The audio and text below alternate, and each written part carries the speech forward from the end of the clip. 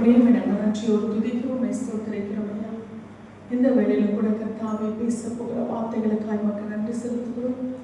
அவையானவர் முழுமையாய் அதை மறைத்துக் கொள்வதாக வார்த்தையின் வெளிச்சத்திலே நடந்து எங்கள் மீட்பரும் ரட்சகருமாய் இருக்கிற இயேசு கிறிஸ்து நாமத்திலே ஜெபிக்கிறோம் எங்கள் ஜீவனுள்ள நல்ல பிதாவே, ஆமென். நாம் எடுத்து வாசிக்கலாம். மார்க் எழுதின சுவிசேஷம் மார்க் 9ஆம் அதிகாரத்தை நாம் எடுத்துக்கொள்வோம். மார்க் 9ஆம் அதிகாரத்திலே நாம் 14ஆம் வசனத்திலிருந்து 27ஆம் வசனம் வரைக்குமாய் இப்பொழுது வாசிக்க வேண்டாம். நாம் வாசிக்கும் பொழுது இதிலே ஒரு சம்பவத்தை நாம் பார்க்கிறோம். இந்த 14ஆம் வசனத்திலிருந்து நாம் பார்க்கும் பொழுது இயேசு கிறிஸ்து ஊமையும் செவிடுமான ஒருவனை கர்த்தர் சுகப்படுத்துகிறவராய் காணப்படுகிறார். இந்த சம்பவத்திலே நாம் ஆவியானவருடைய பலத்தோடு கூட வழிநடத்துதலோடு கூட அநேக காரியங்களை நாம் இந்த சம்பவத்தின் மூலமாய் நாம் அறிந்து கொள்ள போகிறோம். விசுவாசத்தின் பலனை விசேஷமாய் நாம் பெற்றுக்கொள்ளத்தக்கதாய் இந்த நாளிலே இந்த சம்பவம் நம்மை பலப்படுத்தி வழிநடத்துவதாக ஒவ்வொரு வசனமாய் வாசிக்கும் பொழுது முதலாவது மார்க் 9ஆம் அதிகாரத்தில் 14ஆம் வசனத்தை நாம் வாசிக்கலாம்.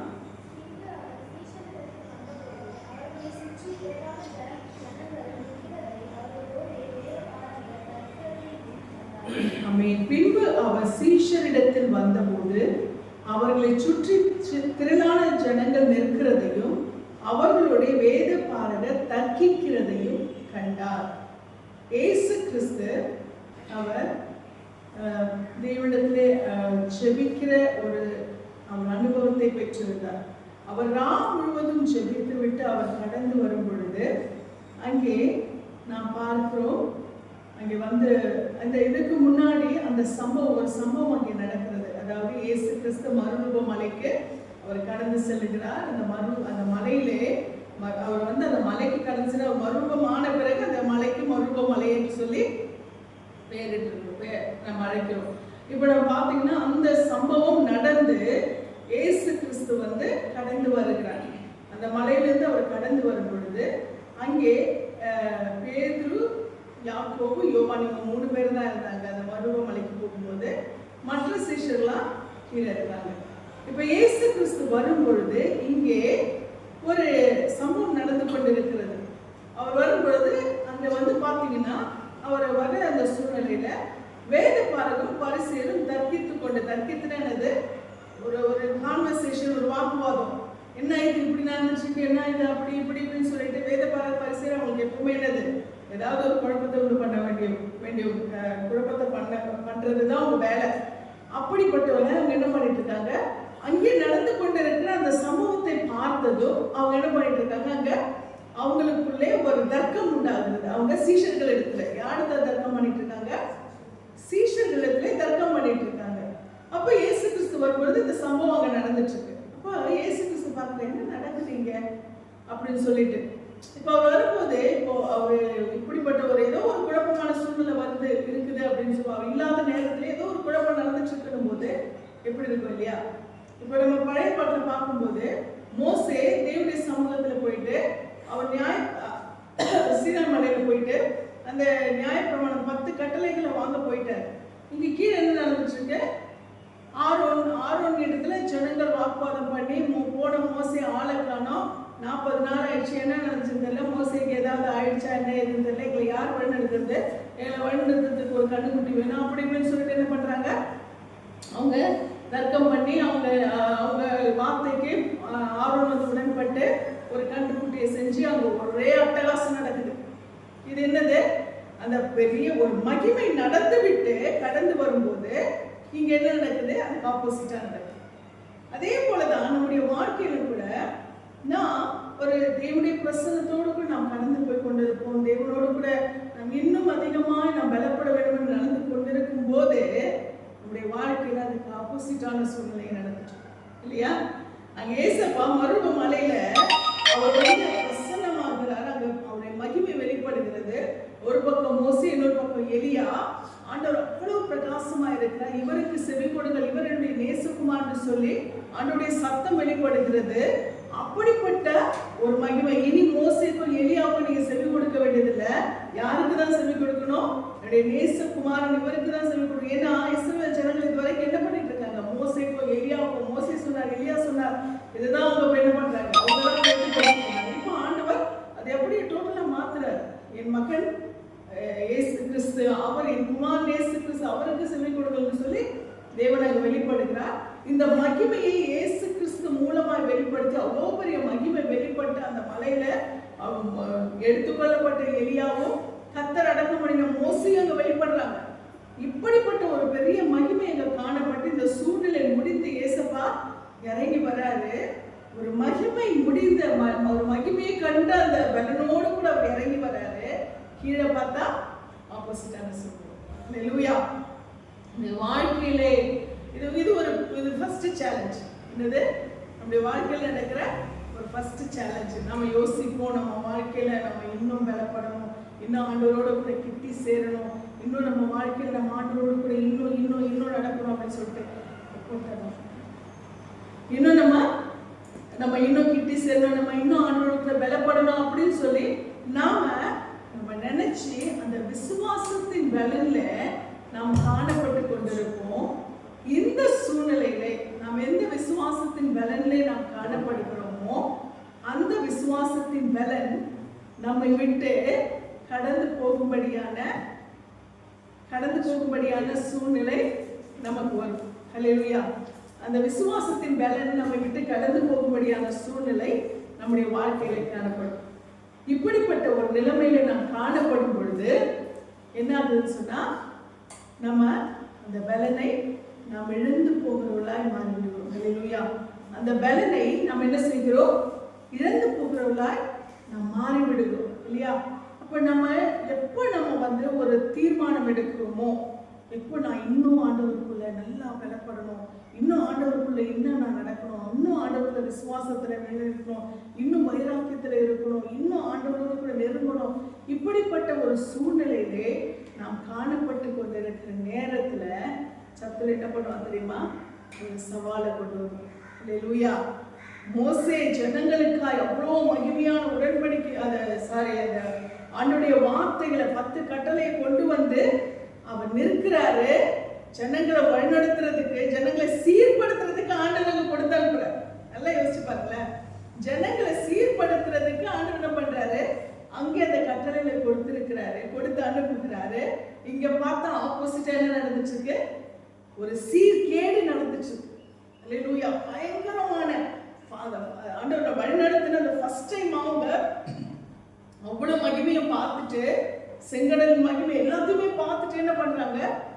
அந்த காரியத்தை அவங்க செய்யறாங்க. தேவனுக்கு விரோதமாய் பயங்கரமான ஒரு கன்றுக்குட்டியை செஞ்சு அதை வணங்கி, அது மட்டும் இல்ல ஒரே ஆட்டம் பாட்டம் குடியும் வெறியுமாய் எந்த சீர்படுத்த வேண்டும் என்ற காரியத்தை கற்றுக் கொடுத்தாரோ அங்க என்ன நடந்துட்டு இருக்காது? ஆப்போசிட்டா அங்க ஆண்டவர் செஞ்சுட்டு இருக்காரு. இங்க நான் வேற பண்றேன். பிசாசு என்ன பண்றான்? அங்க ஆண்டவர் சீர்படுத்த செஞ்சுட்டு இருக்காரு, நான் இங்க சீர்கேடை உண்டாக்குறேன். ஹல்லேலூயா. அதே போலதான் இங்கே இந்த சம்பவத்திலே அங்கே ஆண்டவர் இயேசு கிறிஸ்து மகிமைப்படுத்துகிற காரியத்தை செய்து கொண்டிருக்கிறார். இங்கே இயேசு கிறிஸ்துவை மனமடிவாக்குகிற அந்த தர்க்கம் என்ன செய்து கொண்டிருக்கிறது? இங்கே உண்டாகி கொண்டிருக்கிறது. பரிசேரும் சதுசேரும் ஏசப்பா அந்த மகிமையோடு கூட அந்த சந்தோஷத்தோடு இறங்கி வந்தா இங்க என்ன நடந்துட்டு இருக்கு? அவரை மனமடிவாக்குகிற ஒரு தர்க்கம், ஒரு வேதனையான சூழ்நிலை இங்க உண்டாகி கொண்டிருக்கிறது. தேவ பிள்ளைகளே, நம்முடைய வாழ்க்கையில நாம் எப்படி எந்தெந்த சூழ்நிலை நாம் கர்த்தரோடு கூட நடக்க நாம் தீர்மானித்து நாம் செயல்படுகிறோமோ அந்தந்த சூழ்நிலைகள் எல்லாம் பிசாசு நமக்கு முன்பாக ஒரு சவாலை வைக்கிறார். ஹல்லேலூயா. நம்ம எப்ப நினைக்கிறோமோ அப்பதான் அதுக்கு அடுத்து கூடவே ஒரு சேலஞ்ச் வரும். நம்ம நல்லா ஆண்டவரை ஆராதிச்சுட்டு விசுவாசத்தோட தெய்வ பலனோடு கூட வார்த்தையின் பலனோடு கூட கடந்து போவோம்.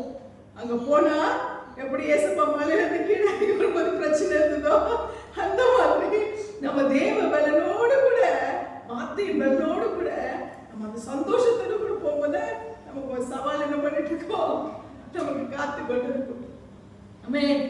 இது நம்முடைய விசுவாசத்தை பலவீனப்படுத்த பிசாசு செய்கிற ஒரு தந்திரம். உங்களுக்கு மட்டும் இல்லை, எங்களுடைய வாழ்க்கையிலும் கூட எந்த சூழ்நிலையா இருந்தாலும் இன்னும் பலனோடு போடணும், இன்னும் ஆண்டவர் என்ன இருந்தாலும் ஆண்டவர் நடத்துவார் அப்படின்னு ஒரு இருக்கும்போது நாங்கள் நினைச்சே பார்க்க முடியாத அளவுக்கு பிசாசுகளை நசுக்கும், எங்களை நொறுக்கும், எங்களால தாங்க முடியாது. அந்த விசுவாசத்தின் பலனை விட்டு இறங்கி போற அளவுக்கு அந்த மாதிரியான சூழ்நிலை எப்போ அந்த ஜெபத்தின் வல்லமை எப்போ இன்னும் ஆண்டவரோட இன்னும் ஊழியத்தை நம்ம பலப்படுத்த நினைக்கிறோமோ அப்போ பிசாசு என்ன பண்ணுவோம், அதுக்கு ஆப்போசிட்டா சவால்களை கொண்டு வருவோம். இது நடைமுறை, இது பிசாசுடைய செயல். இது நம்ம இன்னும் விசுவாசத்துல பலப்படாதபடிக்கு சூழ்நிலைகளை உண்டாக்குவது. ஆனால் ஒன்னே ஒண்ணுதான், நம்ம ஆண்டவர் அவருடைய வாழ்க்கையிலே அவருடைய இந்த ஊழியத்தின் ஓட்டத்திலே அவர் சந்தித்த காரியங்கள். அல்லேலூயா. அதே போல நமக்கும் அப்படிப்பட்ட சூழ்நிலைகள் வரும்பொழுது நம்முடைய ஆண்டவரை நாம் முன்னிறுத்தி பார்க்க வேண்டும். ஆமென். நம்முடைய விசுவாச ஓட்டத்திலே நம்முடைய இந்த பாதையிலே நாம் ஆண்டவரோடு கூட இன்னும் நடக்கணும், இன்னும் பலத்தில் நிற்கணும், இன்னும் ஆண்டவரோடு கூட உறவாடணும், இன்னும் நம்முடைய வாழ்க்கையை கர்த்தரோடு கூட சீர்படுத்திக் கொள்ள வேண்டும் என்று சொல்லி நாம் நினைக்கிற தருவாயிலே பிசாசு சூழ்நிலைகளை அதுக்கு சவாலாய் கொண்டு வருவான். அந்த சூழ்நிலையிலே நம்முடைய நிலைமையை மாறுபடுத்தி விடுவான். நம்முடைய அந்த விசுவாசத்தின் பலனை என்ன பண்ணுவோம், அப்படியே டோட்டல் அப்படியே எந்த அளவுக்கு நம்ம நிக்கணும்னு நினைச்சோமோ அந்த அளவுக்கு நம்மளை என்ன பண்ணிடுவான், அந்த வேதனைகளை அந்த சோதனைகளை நமக்கு கொடுத்து அப்படியே டவுன் பண்ண அந்த சூழ்நிலைகளை நமக்கு கொண்டு வந்துடும். அல்லேலூயா. இந்த ஒரே ஒண்ணுதான் நமக்கு ஆண்டவராகிய இயேசு கிறிஸ்து முன்மாதிரி. அல்லேலூயா. நம்ம மனுஷன் இல்லையா, நம்ம இந்த உலகத்துல இருக்கிறோம், நமக்கும் சவால்கள் இருக்கிறது, நமக்கும் பிரச்சனைகள் இருக்கிறது, நமக்கும் போராட்டங்கள் இருக்கு, நமக்கும் நெருக்கடிகள் இருக்கிறது, நமக்கும் பிசாசு கொண்டு வருகிற மனிதர்கள் மூலமாய் கொண்டு வருகிற தந்திரங்கள் நெருக்கடிகள் எல்லாமே இருக்கு. அதனால ஒண்ணுதான், ஏசப்பா அவங்களை என் பலனை நான் வைக்கிறேன், எனக்கு பலனை கொடுங்க. என் பலன் எனக்கு ஒண்ணுமே செய்ய முடியாது, என் பலன் என்னை இந்த சூழ்நிலையில என்ன நடத்த முடியாது, என் பலன் அல்ல உங்க பலனை எனக்கு கொடுங்க. அல்லேலூயா. அப்ப ஏசப்பாக அந்த மறுரூப மலையிலிருந்து இறங்கி வரும்போது பாத்தீங்கன்னா இங்க ஒரு தர்க்கம், ஒரு வாக்குவாதம், ஒரு குற்றப்படுத்துகிற காரியம். என்ன சீசனுங்க, என்னத்தை நீங்க வளர்த்து வச்சிருக்கீங்க அப்படி என்னது. ஏன்னா அங்கே என்ன நடக்கிறதுன்னு சொன்னால், நீங்க அடுத்த வசனத்தை வாசிமா.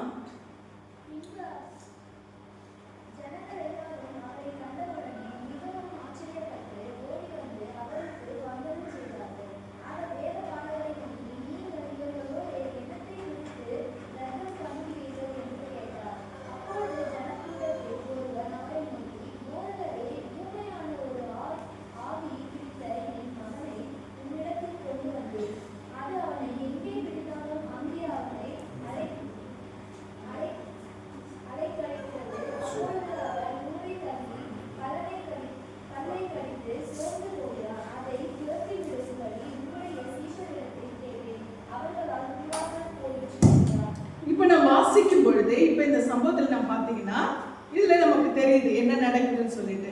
இப்போ ஏசப்பா இறங்கி வராரு, ஜனங்கள் எல்லாரும் அவரை கண்ட உடனே மிகவும் ஆச்சரியப்பட்டு ஓடி வந்து அவருக்கு வந்தனம் செய்தார்கள். அப்ப இவ்வளவு நடக்குது, ஏசப்பா இல்லையா அப்படின்ற மாதிரி எல்லாருக்கும் என்ன ஆகுது, ஒரு ஆச்சரியம் உண்டாக்கி எல்லாரும் என்ன பண்ணாங்க, ஜனங்கள் எல்லாரும் அங்கே ஓடி வருகிறார். இப்போ இந்த சூழ்நிலையில அவர் வேத பாடத்தை நோக்கி, நீங்கள் இவர்களுடைய எண்ணத்தை குறித்து தர்க்கம் பண்ணுங்கள் என்று கேட்டார். பேசும்போது ஒரு டென்ஷன், என்னது அவங்க மனுஷன் தானே. இப்போ அவர் வராரு, ஒரே வாக்குவாதம், என்ன இது எப்படி இருக்கு அப்படி இருக்கு இப்படி என்ன ஒன்றும் நடக்கலையா அப்படின்னு ஏதோ பேசிட்டு இருக்காரு. ஒரு குறை சொல்லுகிற குற்றப்படுத்துற ஒரு காரியம் வரும்போது பேச பண்ண வேத பாடத்தை, என்னப்பா என்னத்தை குறிச்சு தர்க்கம் பண்றீங்க, என்ன விஷயம், என்ன உங்க பிரச்சனை அப்படின்னு சொல்லிட்டு என்ன பேசிட்டு இருக்குது. யார்கிட்ட, ஒரு சீஷர்கள் கிட்ட ஒரு காரியத்தை குறித்து அவங்க பேசிட்டு இருக்காங்க. அப்படிங்கும் போது அவர் வரும்போதே இந்த மாதிரி ஒரு கான்வர்சேஷன் அவங்க நடந்துட்டு இருக்கு, ஒரு வாக்குவாதம் நடந்துட்டு இருக்கணும் போது, தர்க்கம் என்று சொன்னால் வாக்குவாதம், அந்த வாக்குவாதம் நடந்து கொண்டிருக்கிறது என்று சொல்லும் பொழுது பேச பண்றாரு. பார்த்துட்டு என்னப்பா ஏன் இவங்க கிட்ட நீங்க என்ன, உங்களுக்கு எதுவாக இருந்தாலும் என்கிட்ட பேசலாம் அப்படி சொல்லுவாங்க இல்லையா. அப்போ என்கிட்ட பேசுங்க, எதுவாக இருந்தாலும் எதுக்கு அவங்க கிட்ட பேசிட்டு இருக்கீங்க அப்படின்னு அந்த மாதிரி என்னத்தை குறிச்சு நீங்க வாக்குவாதம் பண்ணிட்டு இருக்கீங்க அப்படின்னு சொல்லிட்டு ஆண்டவர் பண்றாரு. அவங்க கிட்ட அப்பொழுது ஜனக்கூட்டத்தில் ஒருவன் அவரை நோக்கி, போதகரே, ஊமையான ஒரு ஆவி பிடித்த என் மகனை உம்மிடத்தில் கொண்டு வந்தேன், அது அவனை எங்கே பிடித்தாலும் அலைக்கழிக்கிறது, அவனை அங்கே அலைக்கழிக்கிறது. அப்பொழுது அவனை நுரை தள்ளி பல்லை கடித்து சோர்ந்து போகிறான், அதை துரத்தி விடும்படி செய்யும்படி உம்முடைய சீஷரிடத்தில் கேட்டேன், அவர்களால் கூடாமல் போயிற்று என்றான். இதுதான் எங்களுக்கு வேணும். யாருக்கு? யாருக்கு? வேதபாரகருக்கும் பரிசேயருக்கும். இதுதான் எங்களுக்கு வேணும். அப்போ அவங்க இதுக்காக தான் என்ன பண்ணிட்டு இருக்காங்க? அங்க குற்றப்படுத்திக் கொண்டிருக்கிறார்கள். என்னத்தை நீங்க சீஷங்களை வளர்த்து வச்சிருக்கீங்க? உங்க கூட தானே இருந்தாங்க. ஒரு பிசாசு உங்களுக்கு துரத்த முடியல, ஒண்ணும் பண்ண முடியல அப்படின்னு சொல்லிட்டு என்ன பண்ணிட்டு இருக்காங்க? அவங்க இவங்களால அதெல்லாம் பண்ண முடியாது. ஆனா என்னது? அவங்களுக்கு என்ன வேணும்? என்ன வேணும்? வாய்ப்பு வேணும். குறை சொல்றதுக்கு சான்ஸ் வேணும். இதே மாதிரிதான் அநேக அவங்களால செய்ய முடியாது. ஆனா செய்யறவங்க என்ன பண்ணுவாங்க? குறை சொல்லுவாங்க. அல்லேலூயா. சமீபத்துல நான் ஒரு காரியத்தை நான் கேள்விப்பட்டேன். எனக்கு டைரக்டா வரல, நான் கேட்டது. அதாவது பாஸ்டர் தானே மெசேஜ் கொடுக்கணும், பாஸ்டர் தானே பீடத்துல நிக்கணும் அப்படின்னு சொல்லிட்டு யாரோ சொன்னதா எனக்கு எப்படியோ ஒரு வார்த்தை. அப்போ அவங்க சொல்றாங்க பாத்தீங்களா, அவங்களால அதை செய்ய முடியுமா? முடியாது. அவங்களுக்கு அந்த அபிஷேகம் இருக்கா? கிடையாது. ஆனா என்ன பண்ணுவாங்க? ஒரே சொல்றதுக்கு முன்னாடி வந்துடுவாங்க. இந்த பீடத்துல ஒருத்தர் நிக்கிறாளே, அவ எந்த சூழ்நிலையில நிக்கிறா அது தெரியுமா? தெரியாது. எல்லாவற்றையும் விட்டு எல்லாவற்றையும் பொதுவா பொம்பளைங்களுக்கு தான் என்ன வரும்? புருஷன் நிறைய சம்பாதிக்கணும்னு ஆசை. கரெக்டா? பொம்பளைங்களுக்கு தான் என்ன வரும்? நிறைய மாட்டிக்கணும், நிறைய சில நல்ல வசதியோட வாழணும் அந்த ஆசை. ஆனா இந்த பொம்பளை தான் என்ன பண்ண? எதுவும் வேண்டாம், வேலை வேண்டாம், உயர்வு வேண்டாம், மேன்மை வேண்டாம், வெளிநாடு வேண்டாம், ஆண்டவருக்காக ஒன்றும் செய்ய முடியுமா? ஏன் பேசுறாங்க? அவங்களால முடியாது. ஆனா என்ன பண்ணுவாங்க? அதை விட்டுட்டு வந்தவங்கள இன்னொன்று, எனக்கு எதுவும் வேணாம், ஆண்டவரே வரம் வேணும், வல்லமை வேணும், எனக்கு அந்த குணங்கள் சொல்லி எத்தனையோ வருஷம் என்ன சத்தியமா என்ன மேன்மைப்படுத்தல. நான் ரீசன் சொல்றேன். இதுக்கான ரீசன் குறை சொல்றாங்க இல்லையா? எப்படி காத்து வழியா கதவு வழியா எப்படி போவோம் இல்லையா? இல்ல எப்படி கேட்டாலும் இப்ப தெரிஞ்சுக்கணும் இல்லையா? அதுக்காக நான் சொல்றேன். அப்படி சொல்றவங்க நான் இதற்காக நான் எத்தனை மாதங்கள், எத்தனை வருடங்கள், எத்தனை வேலைகள் நான் கோசம் நடந்திருக்கேன். தேவனுடைய பாதத்துல நான் அழுது மன்றாடி அவருடைய சமூகத்தில் நான் வரங்களை கேட்கல, ஆனா அவரை கேட்கிறேன். என் வரமா இருக்கிற நீங்க என் வாழ்க்கையா இருக்கணும், என் வாழ்க்கையில நீங்க தான் இருக்கணும்னு சொல்லி அவரை கேட்டேன். அவர் என்ன பண்ணாரு? அவரை மாத்திரமல்ல, அவரிடத்தில் இருக்கிற வரங்களை எனக்கு கொடுத்தார். அதோட கூட அதை பேசுற பாத்தீங்களா, இது என்னால அல்ல, இது ஆவது என்னால கிடையாது. நான் சுத்த ஜீரோ. இந்த இடத்தை விட்டு வெளியில போனா என்னால பேச முடியாது. என்னால தனித்து நின்று பேச, நார்மலா என்னால ஒரு எதையுமே பெருசா என்னால பேச முடியாது. எதையும் நான் பேச விரும்ப மாட்டேன். ஆனால் இந்த இடத்துல நிக்க வச்சு அவர் அபிஷேகம் பண்ணி என்ன பண்றாரு? அவர் பேச வைக்கிறார். அப்போ இதை கொடுக்கிறது யாரு? அவர் தான். நான் கேட்கல, ஆண்டவரே நான் பிரசங்கம் பண்ணணும், நான் பேய்களை விரட்டணும், நான் நோய் ஜெபிச்சா நோய் போய், இதெல்லாம் நான் கேட்கல. ஆண்டவர் கிட்ட ஒன்னே மட்டும் அவரை மட்டும் தான் கேட்டேன். அல்லேலூயா. என்னது? எல்லாவற்றையும் விற்று அந்த முத்தை நான் பெற்றுக்கொண்டேன். ஆமென். எல்லாவற்றையும் விற்று அந்த முத்து தான் எனக்கு பெருசு. நான் அவரை பெற்றுக்கொண்டேன். அந்த முத்து இடத்திலிருந்து கிடைத்த வரங்கள் தான் இதெல்லாம். அல்லேலூயா. அவருடைய அபிஷேகத்தினாலதான் இன்று இங்க நான் பேசிட்டு இருக்கேன். தவிர என் பலனாலே கிடையாது. அவர் கொடுத்த அந்த கிருபையினாலதான் நான் பேசிட்டு இருக்கேன். இத சொல்றவங்க செய்யறாங்களா? செய்ய மாட்டாங்க. ஆனா என்ன பண்றாங்க? அபிஷேகம் பெற்றவங்களை என்ன பண்றாங்க? வாயில குசாம குறை சொல்லிட்டு இருக்காங்க. கர்த்தர் அவர்களை ஆசீர்வதிப்பாராக. மனதார நடக்கும் ஆசீர்வதிங்க. யாரும் சொன்னாங்க தெரியாது. நான் யாரும் டைரக்டாவும் கேட்கல. ஜெபத்துல அந்த வார்த்தையை நான் கேட்டேன். அதனால இதை கேட்கிறவங்க இப்போவாவது புரிஞ்சுக்கணும். இது நான் தேடி வந்ததில்லை, அவர் கொடுக்கும். அல்லேலூயா. நான் ஒன்னே மட்டும்தான் எல்லாவற்றையும் இழக்க நான் தயாரா இருந்தேன். எல்லாவற்றையும் இழக்க தயாரா இருந்தேன். நான் எல்லாவற்றுக்கும் மேலான அவர் எனக்கு சொந்தமாட்டார். அல்லேலூயா. அது ஒன்னே ஒண்ணுதானே தவிர வேற எதுவுமே கிடையாது. அதே போலதான் நான் எதுக்காக இதை சொல்றேன்னா, இந்த வேத பாரகம் பரிசேயர்கள் எப்படின்னு சொன்னா, அவங்க செய்ய மாட்டாங்க, அவங்களால செய்ய முடியாது, அவங்க செய்யவும் முன்வர மாட்டாங்க, அவங்க செய்யறதுக்கு எதையும் இழக்கவும் மாட்டாங்க. ஆனா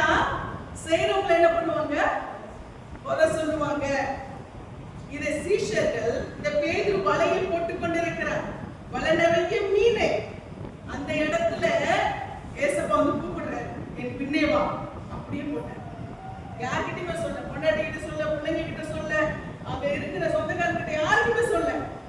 வலை நிறைய மீனை விட்டுட்டு வாண்டார், அப்படியே போட்டு வராரு. ஆயத்துறையில இருக்கிறார் லேவி. அவர் என்ன பண்றாரு? லூக்கா ஆயத்துறையில இருக்காரு. அவரை மருத்துவராய் லூக்கா இருக்கிறாரு. லேவி வந்து ஆயத்துறையில இருக்காரு. இவங்கெல்லாம் நல்ல பொசிஷன்ல இருக்காங்க. மருத்துவர் லூக்கா அவர் ஆண்டவர் என்ன பண்றாரு? கூப்பிடுறாரு, விட்டு வர்றாரு. லேவி அவர் வந்து என்னது? டாக்ஸ் கலெக்ட் பண்றவர். அவர் என்ன பண்றாரு? ஆண்டவர் கூப்பிடுறாரு, விட்டுட்டு வர்றாரு. எல்லாரும் என்ன பண்றாங்க? அவங்க வேலையெல்லாம் விட்டுட்டு வர்றாங்க.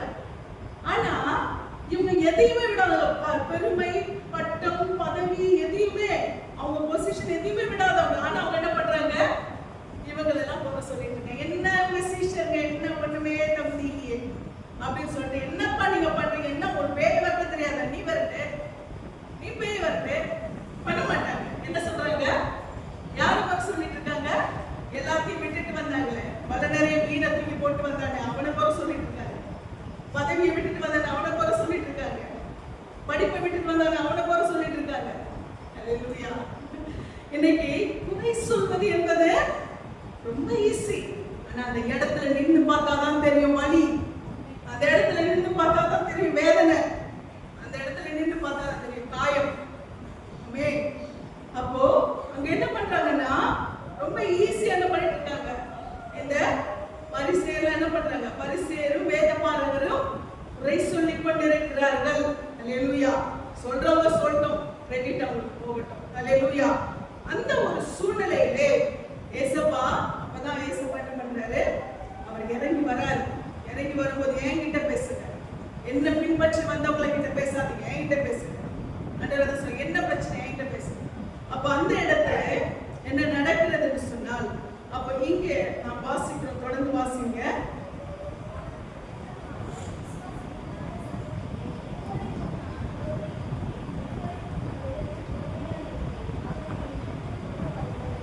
அல்லேலூயா.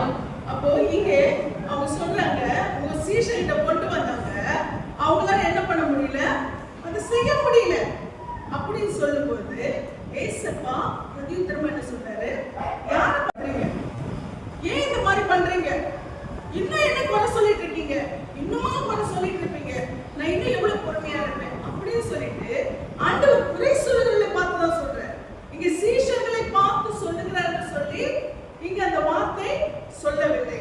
அப்போ இங்க ஆண்டவர் அவரை பார்த்து இந்த வார்த்தையை அவருக்கு வேதனைப்படுத்தும்படியாய் குறை சொல்லிக் கொண்டிருக்கிறவரை பார்த்து ஆண்டவர் பண்றாரு.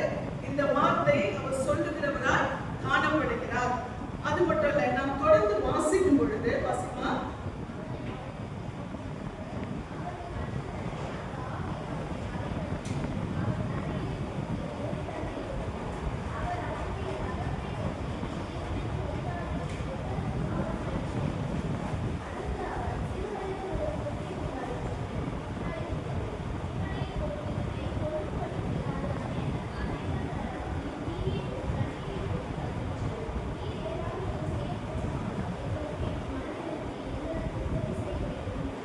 இங்க நாம் வாசிக்கும் பொழுது அவனை அவரிடத்தில் கொண்டு வந்தார்கள். யாரை கொண்டு வந்தாங்க? செவிடும் ஊமையுமான பிசாசு. அல்லேலூயா. ஊமையான பிசாசு என்று சொல்லும் பொழுது இது நீங்க வந்து பாத்தீங்கன்னா நடக்குது, இருக்கு. வாயை கட்டி போடும். இந்த பிசாசு என்ன பண்ணுனா, அந்த அசுத்த கிரியை என்ன பண்ணும்? ஒருவேளை செய்வினையால அசுத்தாவியா இது என்ன பண்ணுனா வாயை கட்டி போடும், பேச்சு வராது. நாங்க பார்த்தோம் இதே இடத்துல வெனஸ்டே ஆனா காலையில நாங்க பிரேயர் நடத்துவோம். அப்போ லேடிஸ் நான் பார்த்த டைம்ல நீங்க இல்லைன்னு நான் நினைக்கிறேன்.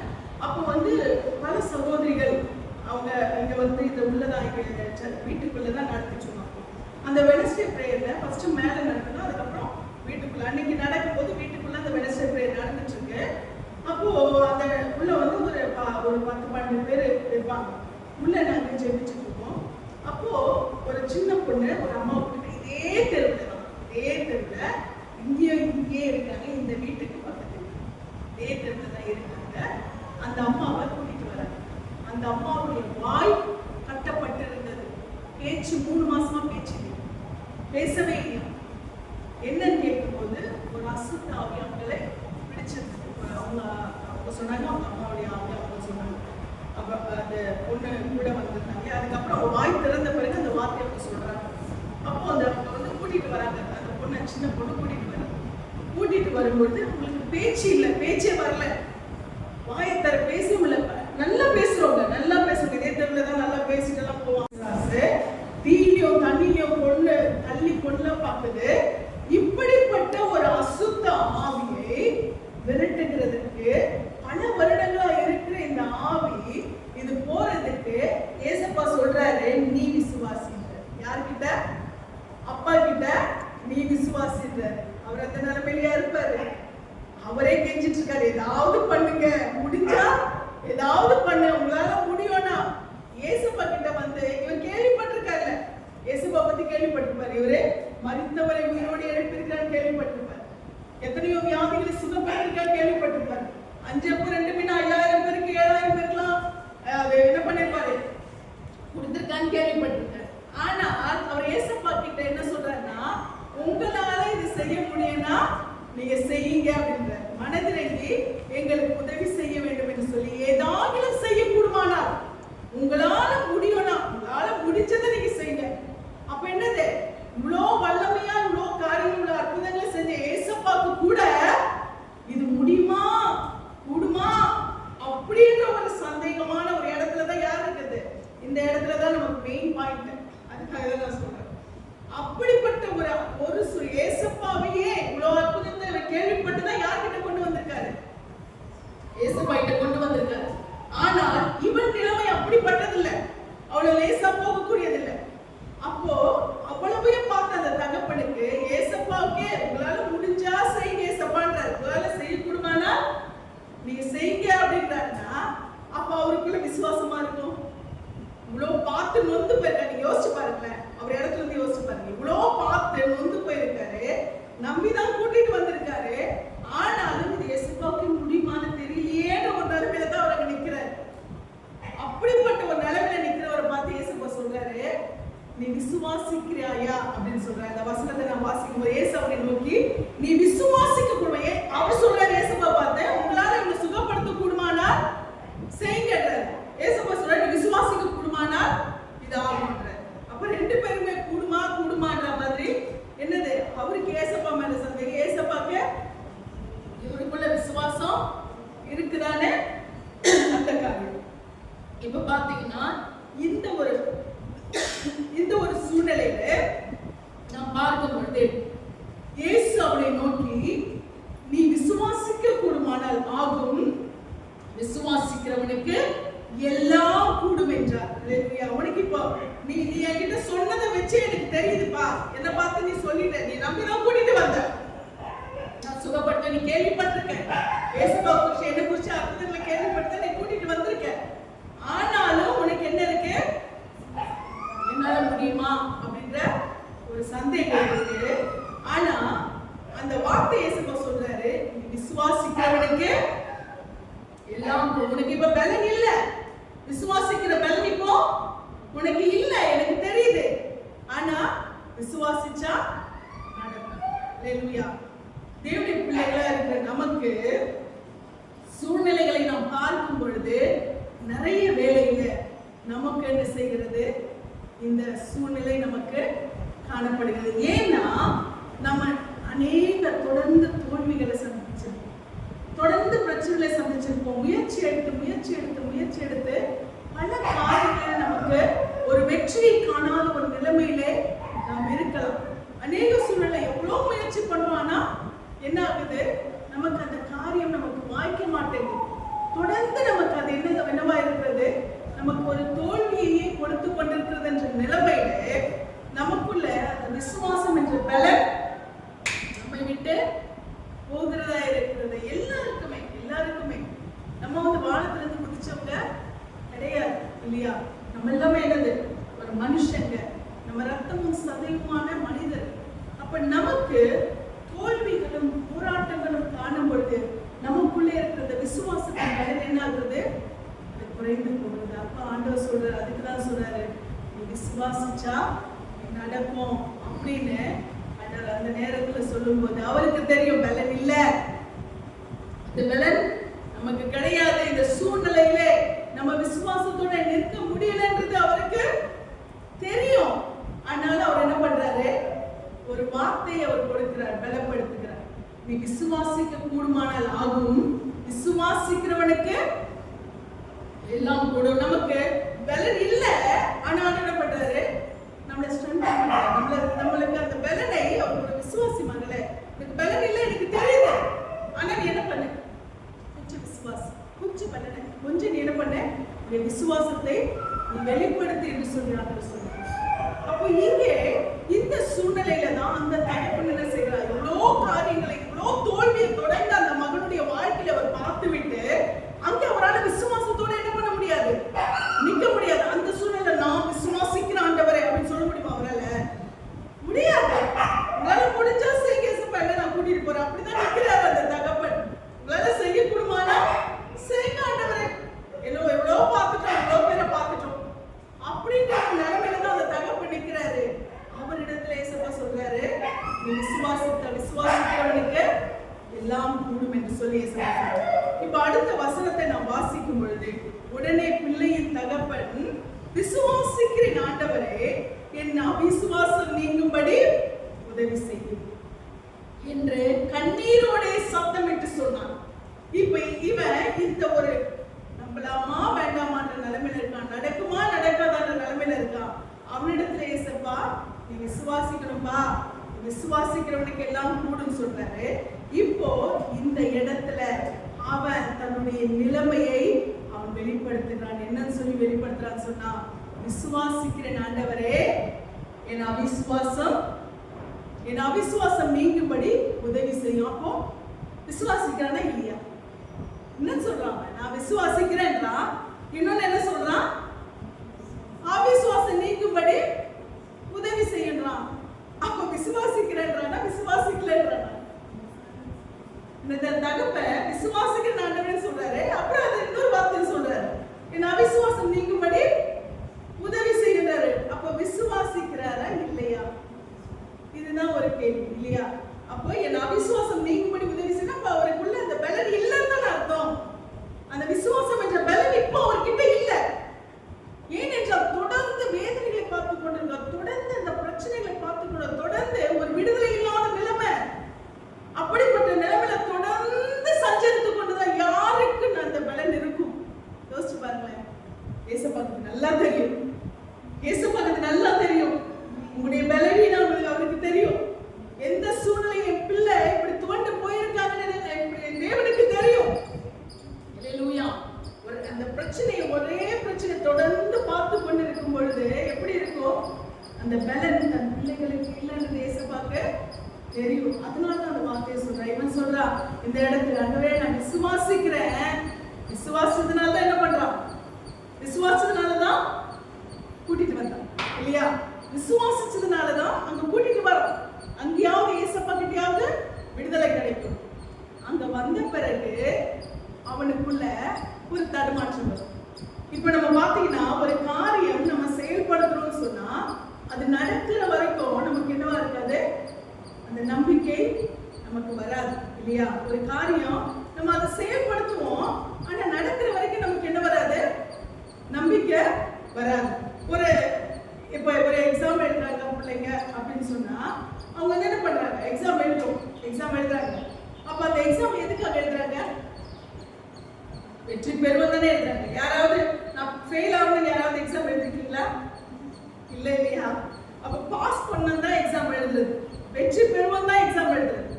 ஆனால் அந்த வெற்றி வருகிற நேரத்துல என்ன வருது, வெற்றி வருகிற நேரத்துல என்ன வருது, டென்ஷன் ஆகுதா இல்லையா? வெற்றி வருகிற நேரத்துல சரி நீங்க பாஸ் கூட பண்ண முடியாது, நான் இவ்வளவு மார்க் எடுத்தாதான் நான் இந்த குரூப் எடுக்க முடியும், எனக்கு இந்த டார்கெட் அப்படின்னு சொல்லிட்டு ஒரு காரியம் இருக்குன்னா அந்த இடத்துல டென்ஷன் வருமா வராது? கண்டிப்பா வரும் இல்லையா? வெற்றி பெறதுக்கு தான் எக்ஸாம் எழுதுறது. ஆனா ரிசல்ட் வர நேரத்துல ஏன் வருது சந்தேகம், ஏன் வருது டென்ஷன், எப்படி வருதுன்னு தெரியலையே, எப்படி இருக்குமோ தெரியலையே. நமக்கு விசுவாசம் இருக்கிறது, நமக்கு விசுவாசம் இருக்கிறதுனால தான் நம்ம விசுவாசிகள். ஆமா தானே? நமக்கு பேர் என்ன, விசுவாசிகள். நமக்கு விசுவாசம் இருக்கிறதுனால தான் நம்ம பேரு விசுவாசிகள், பிலீவர்ஸ். நம்ம பேரு பிலீவர்ஸ். ரட்சிக்கப்பட்டவங்களுக்கு பிலீவர்ஸ்னு பேரு. ஏன்னா விசுவாசம் வச்சிருந்தா தான் நம்ம ரட்சிக்கப்பட்டிருக்கோம். ரட்சிப்போட ஃபவுண்டேஷன் என்னது? விசுவாசம் தான். அப்ப நம்ம ரட்சிக்கப்பட்ட நம்ம விசுவாசத்தினால தான் நம்ம ரட்சிக்கப்படுகிறோம். அப்ப நம்ம ரட்சிக்கப்பட்ட இந்த விசுவாசத்தை பெற்றிருக்கிறோம் என்று சொன்னால், இப்ப நமக்குள்ளே அநேக பிரச்சனைகள், நம்முடைய வாழ்க்கையில போராட்டங்கள் வரும் பொழுது நம்முடைய விசுவாசிகள் என்ற பேர் எங்க போகுது? நம்ம பேர் பிலீவர்ஸ் தானே. அந்த இடத்துல அந்த பிலீவர்ஸ் என்ற பேர் எங்க போகுது? விசுவாசி என்ற பேர் எங்க போகுது? இல்லையா? ஏனென்றால் நாம் பார்க்கிற போராட்டம், நாம் பார்க்கிற பிரச்சனை, இது எப்படி நடக்கும், இது எப்படி வாய்க்குமோ, நான் எவ்வளவு முயற்சி பண்ணிட்டேன், இன்னும் இப்படிதாங்க இருக்கு. இப்படிப்பட்ட ஒரு சூழ்நிலை வரும் பொழுது நம்ம என்ன பண்றோம்? அந்த விசுவாசத்தின் பலன் நமக்குள்ள என்ன ஆகிறது? குறைகிறது. அல்லேலூயா. எதனால? சூழ்நிலை. இல்லையா?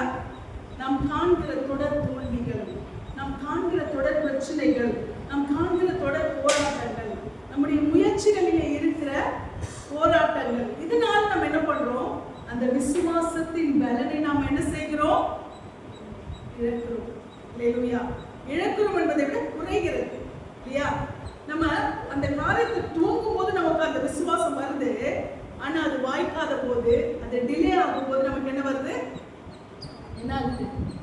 அந்த விசுவாசம் கொஞ்சம் அப்படியே டவுன்ல இருக்கு. இல்லையா? அப்போ இங்கே அவன் நம்பிக்கையோட தான் வந்திருக்கான். எப்படி வந்திருக்கான்? விசுவாசத்தோட தான். ஏசப்பாவாவது சுகப்படுத்துவாங்க தான் வந்திருக்கான். ஆனா அங்க வந்த பிறகு அவனுக்கு எப்படி இருக்கு? அவன் மகனுடைய சூழ்நிலையை பார்க்கும்போது இவர் மூலமாவது நடக்குமா அப்படின்ற ஒரு நிலையில தான் அந்த தகப்பன் நிற்கிறார். அப்ப அவன் விசுவாசிக்கிறான். ஆனா சூழ்நிலை என்ன செய்கிறது? அவனுக்கு உள்ளிருக்கிற அந்த விசுவாசத்தை பலவீனப்படுத்துற. புரியுதா உங்களுக்கு? விசுவாசிச்சுதான் அவன் கொண்டு வந்திருக்கான். ஆனா சூழ்நிலையை பார்க்கும் பொழுது அவர் கூடவே இந்த சீசன்லாலே முடியல. அப்ப இவர் வந்து என்ன பண்ண போறாரு நீயே அப்படின்னு சொல்லிட்டு அந்த ஒரு எண்ணம் அவனுக்குள்ள வருகிறது. அதனாலதான் சொல்றான், நான் நம்பிதான் கூப்பிட்டு வந்திருக்கேன், அதனால விசுவாசிக்கிறேன். ஆனா இப்ப டைம் வந்துச்சு, அவர் சுகப்படுத்துவாரா இல்லையான ஒரு டைம். இந்த டைம்ல நடக்குமா நடக்காதா அந்த நிலைமையில அவன் நிற்கிறான். இப்ப இந்த சூழ்நிலையில தான் அவன் சொல்றான், விசுவாசிக்கிறேன் ஆண்டவரே, என் அவிசுவாசம் ஒழிந்து போகும்படி அவன் என்ன செய்யறான்? என் அவிசுவாசம் நீங்கும்படி உதவி செய்யும். இதுக்கும் யாருதான் உதவி செய்யணுமா? ஆண்டவர். அவனுக்கு தெரியுது, அவனுக்கு நல்லா தெரியுது என்னது? இவரால தான் எனக்குள்ளே அந்த விசுவாசத்தை கொடுக்க முடியும். அப்ப என் அவிசுவாசம் நீங்கும்படி உதவி செய்யும் சொன்னா, நீங்க இதை செஞ்சாதான் நான் நம்ப முடியும் அப்படின்ற ஒரு நிலைமையில அவன் நிற்கிறான். நீங்க இதை செஞ்சாதான் நானு ஒரு நம்பிக்கைக்குள்ள வர முடியும், நான் விசுவாசிக்கிறேன். ஆனா இந்த அற்புதத்தை நீங்க செஞ்சாதான், நீங்க உங்க கையால இதை செஞ்சாதான் நான் என்ன பண்ண முடியும்? அந்த நம்பிக்கைக்குள்ள ஏசப்பா அவனுக்குள்ள விசுவாசம் உண்டாக கடவுள் நான் சொன்னாரங்க. அவன் சொன்னதை ஏசப்பா அந்த வார்த்தையை சொன்னாரா? என் அவிசுவாசம் நீங்கும்படி உதவி செய்யுன்னு சொன்னாரு இந்த தகப்பன். அப்ப ஏசப்பா உடனே முதல்ல உனக்கு அந்த அற்புதத்தை செய்யப்பா, உனக்குள்ளே விசுவாசம் உண்டாகட்டும்னு சொன்னாரா? கிடையாது. அந்த சம்பவம் அவனுக்கு விசுவாசத்தை உண்டாகும். அவன் அதான் சொல்றான், நீங்க இதை செஞ்சுட்டீங்களா, எனக்குள்ள விசுவாசம் வந்துருவாங்க, இனி நான் என்ன பண்ண மாட்டேன், எந்த விதத்திலுமே நான் பலவீனப்பட மாட்டேன். அப்போ நமக்கு அந்த விசுவாசத்தின் பலன் வரணும்னா அங்க ஒரு அற்புதம் நமக்கு நடக்கணும். அல்லேலூயா. நம்ம விசுவாசிக்கிறோம், ஆனால் அந்த விசுவாசத்தின் பலன் சூழ்நிலை நிமித்தமாய் நமக்குள்ள என்ன செய்திருக்கிறது? கலந்து போயிருக்கிறது. அப்போ இந்த விசுவாசத்தின் பலனை நாம் பெற்றுக்கொள்ளணும்னா அங்க அற்புதம் நடந்தே தீரணும். புரியுதா நான் சொல்றது உங்களுக்கு? அல்லேலூயா. அப்ப அந்த அற்புதம் நடந்தே தீர வேண்டும். அப்ப இப்ப நம்ம இருக்கிற நிலைமை ஏதோ ஒரு எதிர்பார்ப்பு கூட அமர்ந்திருக்கீங்க. ஆனால் அந்த எதிர்பார்ப்பு இன்னும் என்ன பண்ணல, நடக்கல.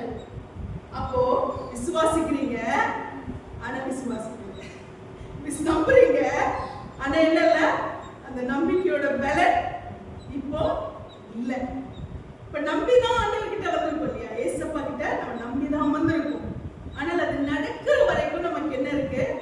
முயற்சி செய்து தோற்று போகும்போது நமக்கு என்ன வருகிறது?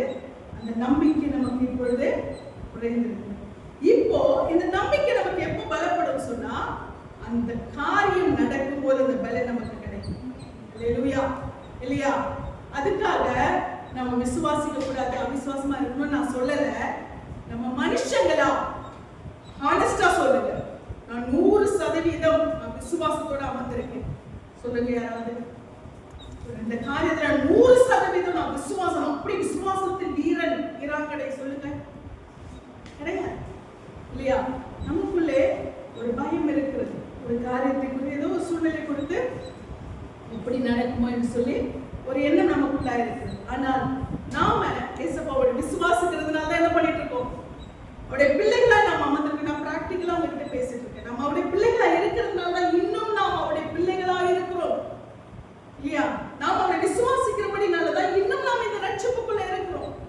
இன்னும் நான் இந்த ஊழியத்துல நிக்கிறேன், இன்னும் நாங்க இந்த ஊழியத்துல இருக்கிறோம், அந்த விசுவாசம் இருக்கிறதுனால. ஆனால் இதனுடைய பலன் எப்பொழுது கிடைக்கும்னு சொன்னா அது ரிசல்ட் நமக்கு வரும்போதுதான். ஹல்லேலூயா.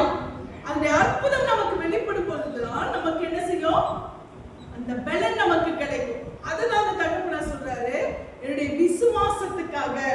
இங்க உடனே பிள்ளையின் தகப்பன் விசுவாசிக்கிற ஆண்டவரே என் அவிசுவாசம் நீங்கும்படி. அப்ப என் அவிசுவாசம் நீங்கணும்னா இங்க என்ன நடக்கணும்? ஒரு அற்புதம் நடக்க வேண்டும். இந்த வேலை சொல்லுங்க, ஆண்டவரே இங்க எனக்கு ஒரு அற்புதம் நடக்கணும் ஆண்டவரே, எனக்கு ஒரு அற்புதம் நடக்கணும் ஆண்டவரே, என் அவிசுவாசம் நீங்கும்படி எனக்கு ஒரு அற்புதம் செய்யுங்க. அல்லேலூயா. எனக்கு ஒரு அற்புதம் நடக்கணும், நான் எதிர்பார்த்த அற்புதம் எனக்கு நடக்கணும். ஆமென். இந்த வேளையிலே கர்த்தர் நீங்கள் எதிர்பார்த்த நன்மை நம்ம தேவனிடத்தில் ஆண்டவரே எனக்கு பலன்ல, எனக்கு அந்த விசுவாசத்தின் பலனை நீங்க கொடுங்க. நான் இன்னும் பலப்பட வேண்டுமானால், நான் இந்த விசுவாசத்துல பலப்படணும்னா எனக்கு ஒரு அற்புதத்தை செய்யுங்கன்னு சொல்லுங்க. அல்லேலூயா. ஆண்டவரே நான் விசுவாசிக்கிறேன் நம்ம ஆண்டவர்கிட்ட போய் சொல்றோம். அந்த தகப்பனுடைய எண்ணத்தை ஆண்டவர் அறிந்துதான் சொல்லுகிறார். என்ன சொல்லிட்டு, நீ விசுவாசித்தால் விசுவாசிக்கிறவனுக்கு எல்லாமே கூடும் என்று சொல்லுகிறார். அல்லேலூயா. உன்னால் விசுவாசிக்க கூடுமானால் விசுவாசிக்கிறவனுக்கு எல்லாம் கூடும் என்று சொல்லுகிறார். ஆனா அவன் என்ன பண்றான் தெரியுமா? ஆண்டவருக்கு எல்லாம் தெரியும்னு சொல்லிதான் ஹானஸ்டா அந்த வார்த்தையை சொல்றான். இன்றைக்கு நாம் ஆண்டவரிடத்துல சொல்ல போகிறோம், ஆண்டவரே எனக்குள்ளே விசுவாசத்தின் பலனை நான் பெற்றுக் கொள்கிறதற்கு இந்த காரியத்துல எனக்கு அற்புதத்தை செய்ய. இன்னைக்கு எந்த காரியத்தை நம்பி நீங்க ஆண்டவரிடத்துல வந்திருக்கீங்க? எந்த காரியத்தை முன் வச்சு நீங்க வந்திருக்கீங்க? உங்களுக்கு தான் தெரியும். இல்லையா? இந்த ஆராதனை முடியும் போது நீங்க ஆண்டவருடைய சமூகத்தை நிற்க போறீங்க. நின்று ஆண்டவரே என் விசுவாசம் பலப்படும்படி எனக்கு இந்த காரியத்துல அற்புதத்தை செய்யுங்க ஆண்டவரே, இந்த காரியத்துல எனக்கு அற்புதத்தை செய்யுங்க. நான் இந்த பிள்ளையுடைய தகப்பனை போலதான் நின்று கொண்டிருக்கிறேன் ஆண்டவரே. விசுவாசம் இருக்கு, ஆனால் சூழ்நிலை, இதுவரைக்கும் நான் பார்த்த சூழ்நிலை என்னை பலவீனப்படுத்தி கொண்டிருக்கிறது, என் விசுவாசத்தை தளர செய்து கொண்டிருக்கிறது ஆண்டவரே. இந்த வேலை உங்க சமூகத்தை நான் வைக்கிறேன் ஆண்டவரே, நான் ஒப்பு கொடுக்கிறேன் தகப்பன்னு சொல்லிட்டு நம்ம ஆண்டவரிடத்திலே இந்த வேலையில நம்ம ஒப்பு கொடுக்க போகிறோம். எபிரேயர் 12ஆம் அதிகாரம் 1ஆம் வசனத்தை நீங்க வாசிங்க. எபிரேயர் 12:1 சீக்கிரமாய் வாசிப்போம்.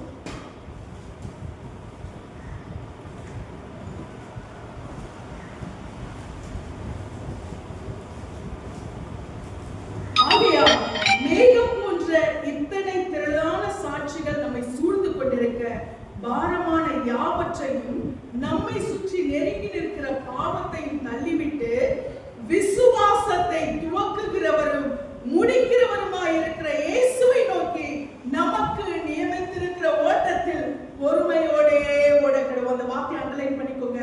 விசுவாசத்தை துவக்குகிறவரும் முடிக்கிறவருமாயிருக்கிற இயேசுவை நோக்கி. அப்ப இந்த தகப்பன் கேட்ட கேள்வி கரெக்டா தப்பா? என் விசுவாசம் எனக்குள்ள பலப்படணும், அதற்காக நீங்க என்ன பண்ணுங்க, எனக்கு உதவி செய்யுங்கன்னு சொல்றாரு. அப்ப அவர் கேட்டது கரெக்டா தப்பா? அப்ப விசுவாசத்தை துவக்கிறவர் முடிக்கிறவர் யாரு? ஆமென். அல்லேலூயா. விசுவாசத்தை துவக்குகிறவரும் முடிக்கிறவரும் அவர்தான். அப்போ அந்த காரியத்துக்கான பலன், நமக்கு விசுவாசத்தின் பலன் நமக்குள்ளே நிலை நிற்க வேண்டுமானால் அதற்குரிய அந்த பலனை கொடுக்கிறவர் யாரு? பலனை கொடுக்கிறவர் யாரு? அவர்தான். அதற்குரிய கிரியை செய்கிறவர் யாரு? அவர்தான். அல்லேலூயா. ஒரு காரியத்தை நமக்கு வெற்றியை அவர் கொடுக்கும் பொழுது நமக்குள்ளே விசுவாசம் என்ன செய்கிறது? உறுதிப்படுகிறதா இருக்கிற. அப்ப விசுவாசத்தை துவக்குகிறவரும் முடிக்கிறவரும் அவர்தான். எப்படி துவக்கினார் விசுவாசத்தை? எப்படி துவக்கினார் விசுவாசத்தை? ரட்சிப்பை கொடுத்து.